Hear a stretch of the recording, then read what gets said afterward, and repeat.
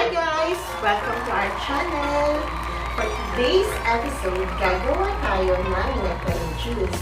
Pero bago ang lahat, sino man ang bago dyan, please like and subscribe to our channel.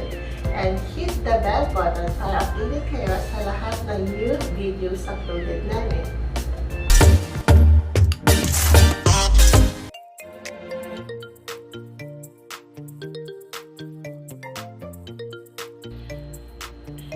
Yan guys, dahil sa init ng panahon ngayon, gagawa tayo ng fresh fruits juice. Bali, this is the nectarine, sugar 1 cup, and 1 liters of water. Bali, kukuluan natin siya para ma-extract ang juices niya ng nectarine. Lalagay natin siya sa pan, and then lalagyan natin ng sugar, at 1 liter of water. Alam niyo ba ang nectarine? High in antioxidants siya, kaya maganda siya para sa ating skin. At rich in vitamin C din siya, kaya napaka-nutritious. Ayan na guys, pakukulaan natin siya na 15 to 20 minutes in a medium fire. Balikan ko kayo mamaya. Yan na guys, kumukulo na siya. Nalimutan ko pala sabihin kanina na dapat pala i-cut siya into small slices.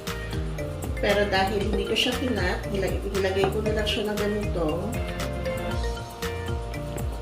Dinuduro ko siya ngayon. Wait pa tayo for another 10 minutes. Ha? Para ma-extract lahat ang juices mo. Yan na guys, after 20 minutes, tapos na natin pakuluan yung nectarine.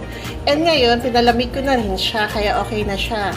Ngayon, i-strain natin siya gamit ang strainer.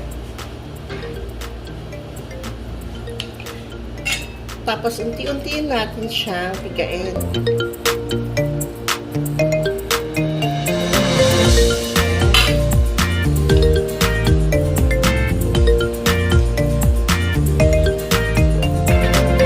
Guys, nalimutan ko palang sabihin sa inyo na may buto rin pala itong nectarine.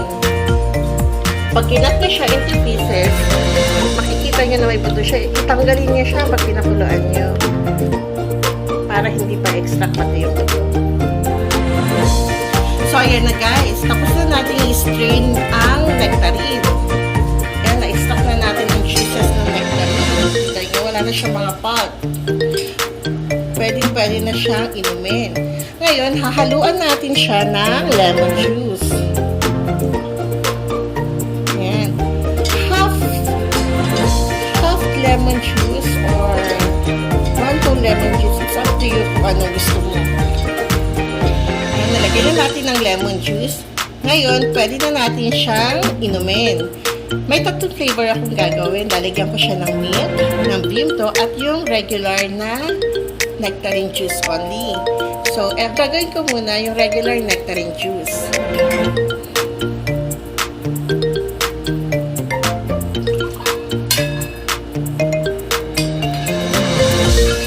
Tapos, lalagyan natin siya na lalagyan natin siya na 1 tablespoon na Vimto at kahit na half tablespoon lang. Itong Vimto, drink siya sa Saudi, juice siya sa Saudi. Pag sa Saudi ka, alam mo to. Tapos, mag-add ka din ng nectarine juice.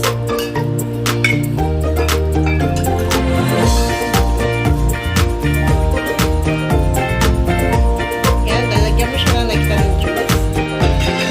Tapos, lagyan mo ulit siya ng ice.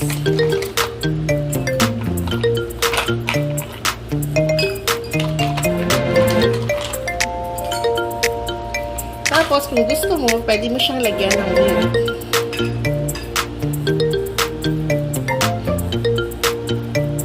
Ayan. Ang last na flavoring natin ay ang nectarine with milk. May nagsasabi na masarap daw ang nectarine with milk. Kaya try mo natin. Nalagyan natin siya ng fresh milk. Kahit mga half tablespoon lang na fresh milk or 1 tablespoon na fresh milk.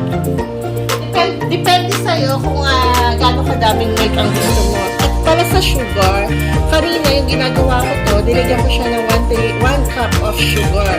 Pero nasa sayo kung ayaw mo na masyadong matamis, pwede mo siyang lagyan ng half or 1/4 cup of sugar kasi matamis naman tong nectarine. Na guys, ang tatlong flavor natin ng nectarine. Plain nectarine, nectarine with Vimto and with mint, and nectarine with milk. Yan na guys. Thank you for watching. Bye!